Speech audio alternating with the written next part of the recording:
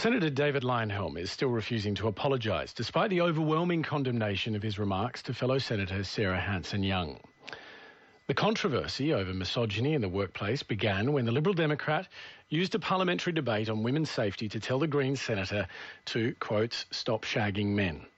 Sarah Hanson-Young strongly rejects David Leyonhjelm's statements and has commenced defamation action against him. The Greens senator gave a powerful interview yesterday on this program and a warning that the participants in this saga have now used some pretty colourful language, like in this clip that you're about to hear. He's slut-shaming me. That is what he's doing. Women right around this country know it. Men, decent men, know it. And I'm not prepared to sit here and be intimidated and bullied. It's offensive. And he has shown over and over again that he is unfit to be in the parliament. Sarah Hanson-Young speaking on RN Breakfast yesterday morning for his response. David Leyonhjelm joins me now in the breakfast studio. Good morning to you. Good morning. Did you slut-shame Sarah Hanson-Young? Absolutely not. Do you know what it is? I'm struggling actually to understand it. Perhaps you'd like to explain it. You must have read her explanation. You must have heard it by now. Do you not think that you have slut-shamed her? No, I don't. What I was doing in the chamber was calling out misandry, double standards. She said was the effect that all men are rapists. And crucially, though, she didn't say that. You're saying she didn't as if it's a fact. You weren't there and I was. Well, there's no record of her ever saying that. That's and right. In fact, you don't remember what she said. So we have to take it that she didn't say it. Well, I was there and you weren't. She also, 2 weeks earlier, went on Channel 7 and said, hold on. All men are incapable of controlling themselves and men are pigs and morons. She has said that 2 weeks earlier. We have that audio. Let's take a listen to exactly what she said rather than your interpretation. It is not women's fault that men behave like morons and like pigs. It is time that these people are held to account and we call out this type of behaviour. Absolutely. She did not say all men. She just said men. Okay. That's your interpretation, isn't it? Well, it's your interpretation that she deliberately left out the word all. So it's not my interpretation. We just listened to the audio. She did not say all men. It's your interpretation that she didn't mean all when she was saying men. She didn't say some men either. So that's nonsense. She just did not say all men. We just heard the audio. Would you like to hear it again? Let's agree to disagree. No, let's hear the audio again, please. Go for it. It is not women's fault that men behave like morons and like pigs. It is time that these people are held to account and we call out this type of behaviour. Absolutely. She did not say all men. There was one man responsible for the rape and murder of Eurydice Dixon in Melbourne. That's what she was referring to. So one man.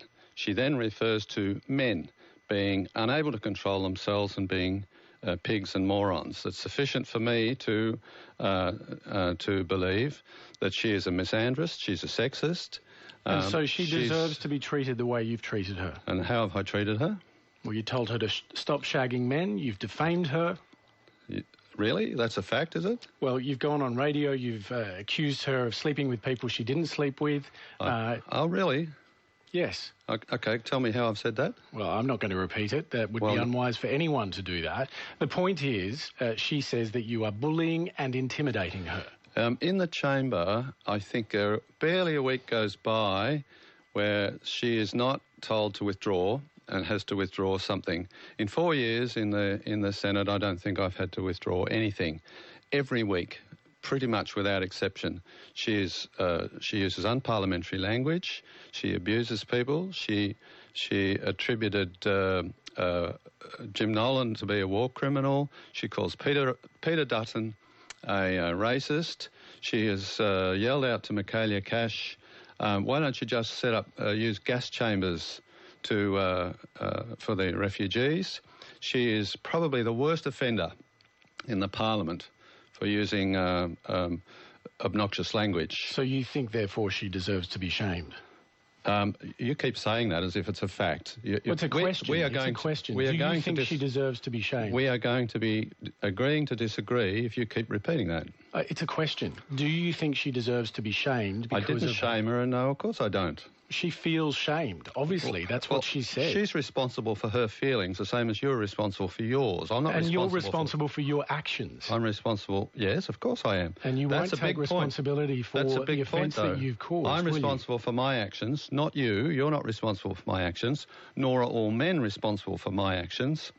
Nor are all men responsible for the fact that the rapist and murderer for Eurydice Dixon in Melbourne was not all men, it was just one individual. Men are all not collectively responsible, and to attribute collective responsibility to them is misandry, it's sexist.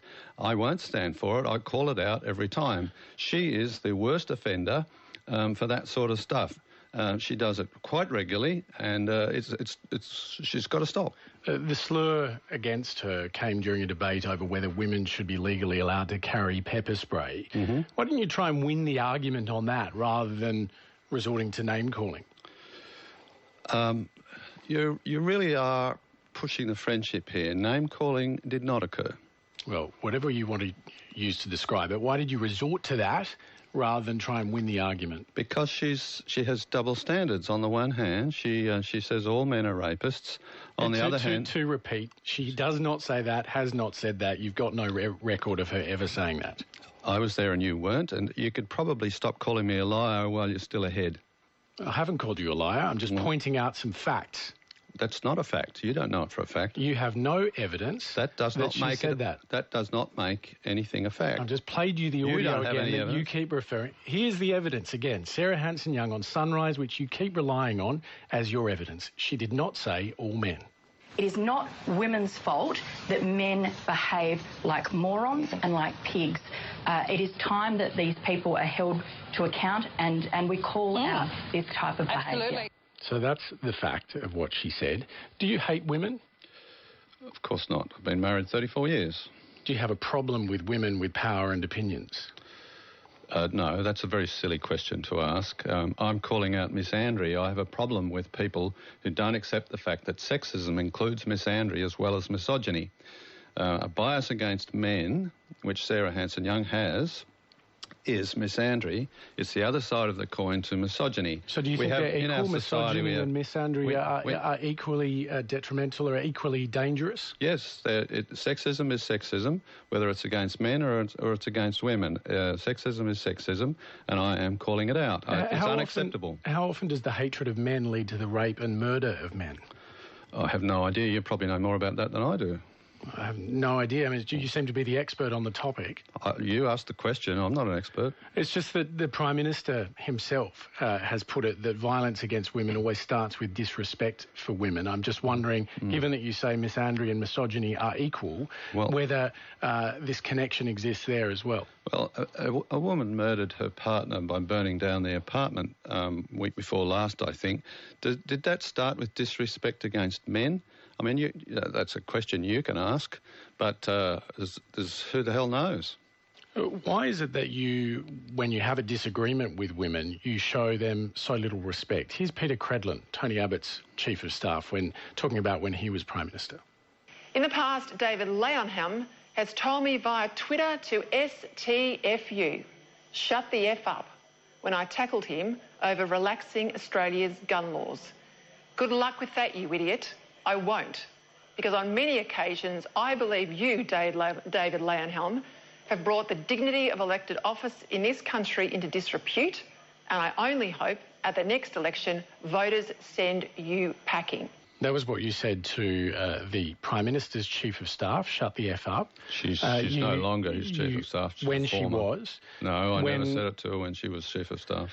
You described the Network 10 journalist Angela Bishop as a bigoted bitch. Mm-hmm. You once wrote back to an elderly constituent telling her to go away and stop proving you are a bimbo. What's your problem with women?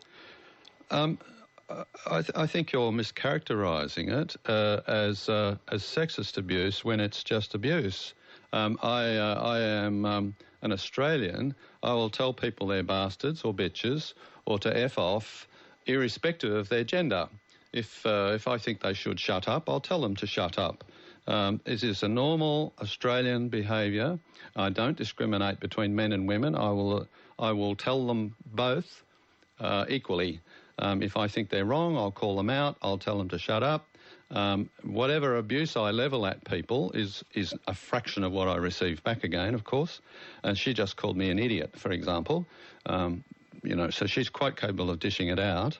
Do you not think a higher standard applies to you because you hold elected office? Well, the standard I apply in the context of my elected office is shown by the fact that I have, I don't think ever, been asked to withdraw in Parliament.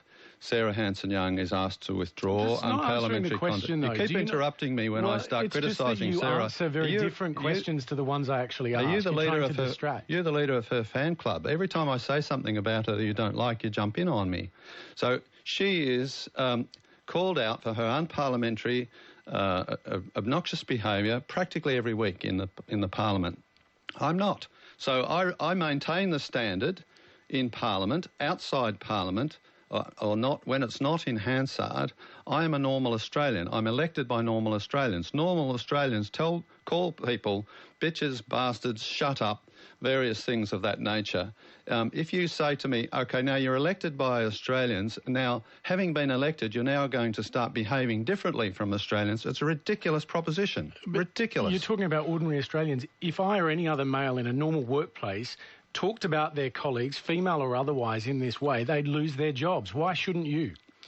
Well, I don't accept that proposition either. Well, if I spoke to one of my female colleagues in that way, I would immediately be reported to Human Resources. I would be surprised if I didn't lose my job. Well, look, you have your opportunity. Instead of voting for me again at the next election, you'll vote for somebody else. Probably Sarah, I would imagine. Men, obviously, as you say, cop your rants as well. You described the Prime Minister as a pussy. What kind of person does that to the Prime Minister? Someone serving in the Parliament. I mean, you say you're a normal Australian, but you are serving in our Parliament. Someone who disagrees with him, who thinks he shouldn't just lie down and roll over misandry. He should call out misandry. Why not take on the argument, though, rather than resorting to these sorts of name-calling? Well, it's funny you should only read that pussy bit. You should have read the rest of the comment. I certainly made the argument, which I was about to make before you jumped in, that misandry is equally as bad as misogyny. The Prime Minister is on record as having called out misogyny. Fine, I'm happy to call it out myself. But he should also call out misandry. It's equally as bad. It's also sexism. And for not doing so, he's a doormat, basically. He should call it out. You enjoying all this attention? Well, it's part of the job. You've got a much higher profile as a result of everything that's happened this week. Yes, although, it wasn't sought out. We have exchanges in the Senate all the time. And Sarah decided to stand up and make a statement after question time on Thursday and have a swing at me. If I was to sort of let that go and not stand up for myself, I'd be the pussy, wouldn't I? All right. Liberal Democrat Senator David Leyonhjelm, thank you very much.